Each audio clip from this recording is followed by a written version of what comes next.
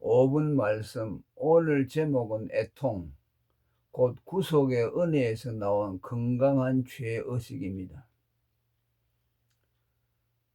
세 가지로 나누어서 말씀드리려고 합니다. 먼저 이 애통은 그리스도의 죽음에 대한 영적인 통한입니다.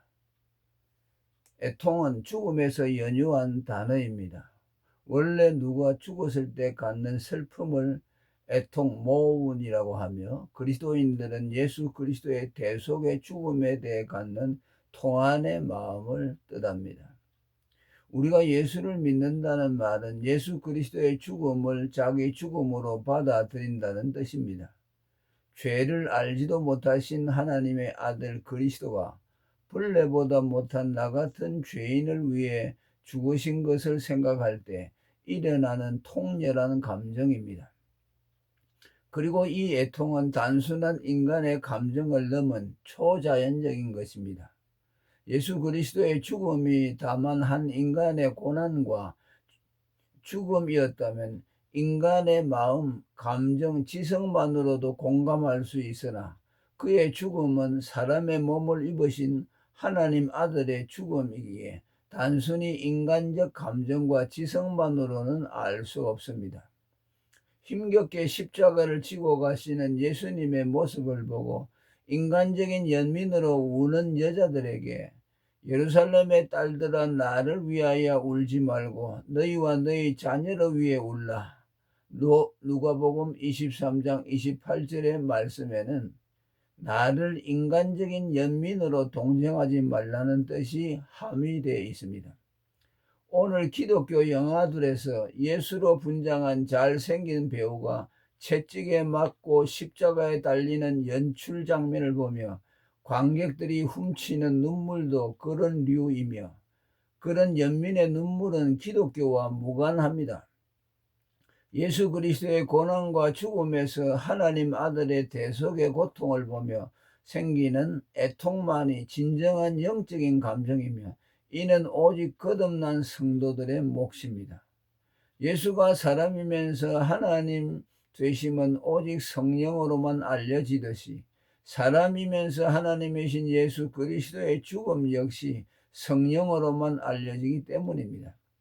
사도 바울이 사람의 사정을 사람의 속에 있는 영 외에는 누가 알리요? 이와 같이 하나님의 사정도 하나님의 영 외에는 아무도 알지 못하느니라. 고린도전서 2장 11절의 말씀도 하나님 아들의 대속의 죽음은 오직 성령으로만 알려지고 인간 지성으로는 알려질 수 없다는 뜻입니다. 따라서 이 애통은 정확히 말하면 내 거듭난 영이 하나님의 사정을 아는 성령으로 말미암아 아는 것이며, 반드시 인간적인 감정, 예컨대 슬픔이나 눈물을 수반하지는 않습니다. 구원의 기쁨, 평강, 성령의 기쁨, 이 말로 표현할 수 없는 영광스러운 즐거움이고 모든 지각을 뛰어넘는 평강이고 환난 가운데서 경험되는 초월적인 기쁨인 것과 같은 이치입니다. 두 번째, 영과 육 사이에서 경험하는 통한입니다. 예수 믿고 거듭난 성도들은 법적으로 주님의 피 공로로 의롭다함을 받았기에 구원의 확신을 갖고 있습니다. 그러나 그들은 항상 죄에 노출되어 있고 그의 육신의 연약성으로 인해 여전히 범법하며 그로 인해 회오의 마음을 갖는데, 그것이 곧 통한입니다. 루터가 말한 의인이면서 동시에 죄인된 자가 갖는 복합적인 감정입니다. 몸이 구속을 받는 그날까지 확신과 회오는 그리스도인들에게 피할 수 없는 순환의 족쇄로 남을 것입니다. 다음에 사도 바울의 단식에서 그런 안타까움이 담겨 있습니다. 그러므로 내가 한 법을 깨달았노니 곧 선을 행하기 원하는 나에게 악이 함께 있는 것이로다. 내 속사람으로는 하나님의 법을 즐거워하되 내 지체 속에서 다른 한 법이 내 마음의 법과 싸워 내 지체 속에 있는 죄의 법 아래로 나를 사로잡아 오는 것을 보는도다. 오호라, 나는 공고한 사람이로다. 이 사망의 몸에서 누가 나를 건져내랴. 로마서 7장 21절에서 24절. 애통은 율법주의자들이 율법 조문을 어겼을 때 갖는 비인격적인 죄의식과는 달리 그리스도의 구속의 사랑을 저버리고 어그러진 길을 간 것에 대한 인격적인 통한입니다. 말하자면 이는 죄인이 판사 앞에서 갖는 두려운 정죄의식이라기보다 자식이 사랑하는 부모에게 불효하여 갖는 회항과 같은 것입니다. 다윗이 간음죄와 살인죄를 짓고 탄식 속에서 침상을 띄우고 요를 적셨던 통한의 눈물이나 예수님을 3번 부인한 후 닭 우는 소리를 듣고 했던 베드로의 통곡은 단지 하나님의 심판에 대한 율법적인 두려움에서는 나올 수 없는 은혜의 열매입니다. 이미 앞서도 언급했듯이 이 애통은 자신의 통한이라기보다는 성도 안에 거하는 성령의 한탄입니다. 에베소 4장 30절. 세 번째로 그 애통은 분수 있는 건강한 죄의 통한입니다. 죄의식에도 건강한 죄의식이 있고 그렇지 못한 죄의식이 있습니다. 오늘 사람들은 깊은 죄의식만 가지면 경건한 신앙인 양 생각하는 풍조가 있는데 이는 잘못입니다. 이런 경향은 과거 일부 청교도들 가운데도 있었고 그들은 이런 깊은 죄의식에 도달하지 않는 자는 거듭나지 못했다고 판단했습니다. 이런 지나친 죄의식으로 인해 정신병에 걸리는 이들까지 생겨났습니다. 이는 도를 넘는 부적절한 죄의식입니다. 이 사람들은 자신들의 죄를 마치 죄를 지을 수 없는 자가 죄를 지은 것처럼 생각하는 분수를 넘은 죄의식을 갖고 있으며 이런 죄를 남용하는 무율법주의자들보다 더 나쁩니다. 왜냐하면 이들은 자신이 원천적인 죄책을 지려고 하므로 그리스도의 대속을 믿지 못하게 하고 자살 같은 극단적인 행동으로까지 이어지게 하기 때문입니다. 예수님을 배반한 후 자살한 가룟 유다는 분수를 넘은 지나친 죄의식의 결과였습니다. 그는 자기 죄에 대해 원천적인 무한의 책임을 지고 그리스도를 대속주로 믿지 않았습니다.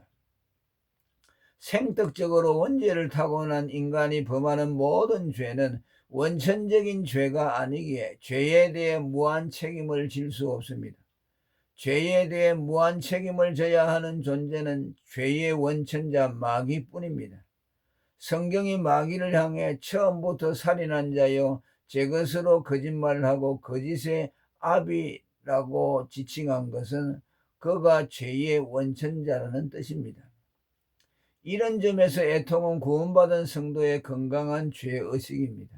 이 애통의 죄의식은 회한은 있지만 절망은 없는 죄인으로서 갖는 분수 있는 죄의식입니다.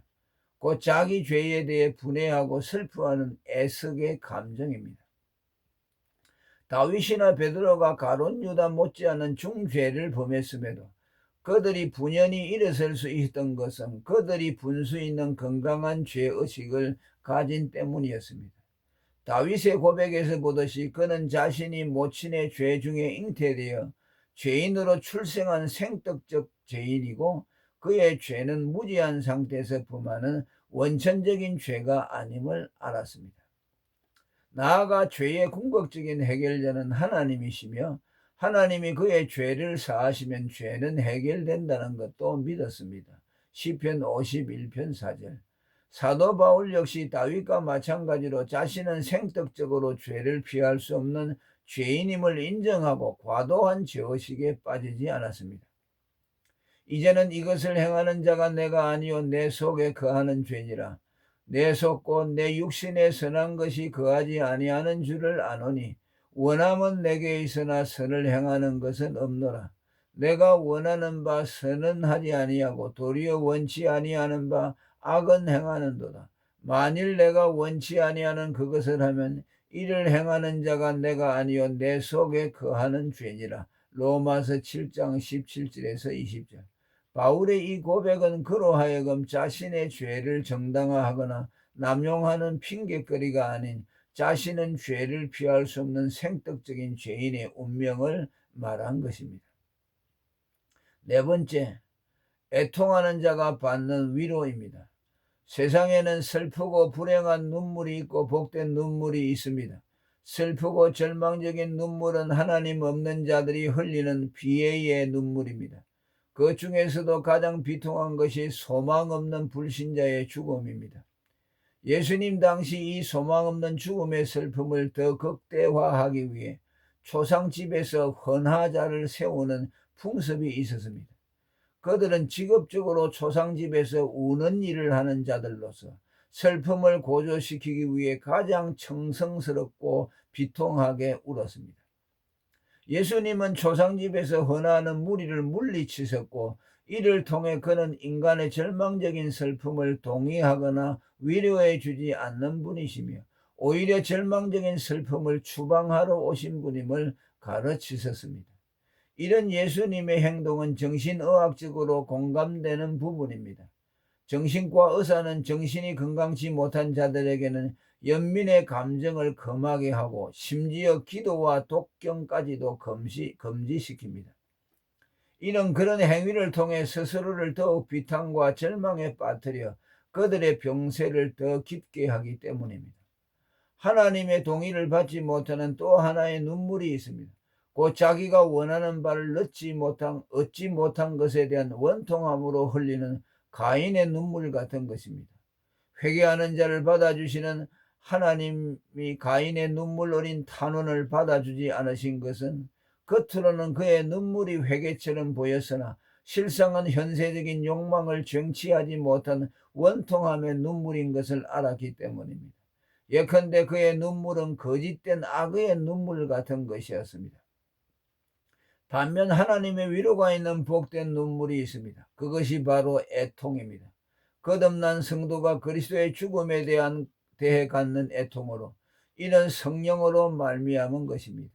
이 성령으로 말미암은 애통은 하나님의 사랑과 그리스도의 은혜를 불러오고 영생과 천국의 위로를 입혀줍니다. 또 그리스도인이 약하여 범죄할 때 갖는 애통 역시 복된 경험입니다. 죄로 그의 마음은 회오와 통한을 느끼나 그것이 하나님의 사랑에서 그를 떼어놓는 것이 아니라 내가 연약할 때 더 귀히 여기사라는 찬송 가사처럼 오히려 그를 하나님의 사랑으로 가까이 이끌며 그리스도 안에서의 불변한 하나님의 사랑을 확인시켜 줍니다. 이러한 애통은 하면 할수록 마음이 기쁘고 그의 영혼은 건강하고 복됩니다. 근심하는 자 같으나 항상 기뻐한다는 고린도후서 6장 10절의 말씀은 애통하는 자에게 임하는 위로를 두고 한 말이기도 합니다. 할렐루야. 오늘 여기까지 하겠습니다.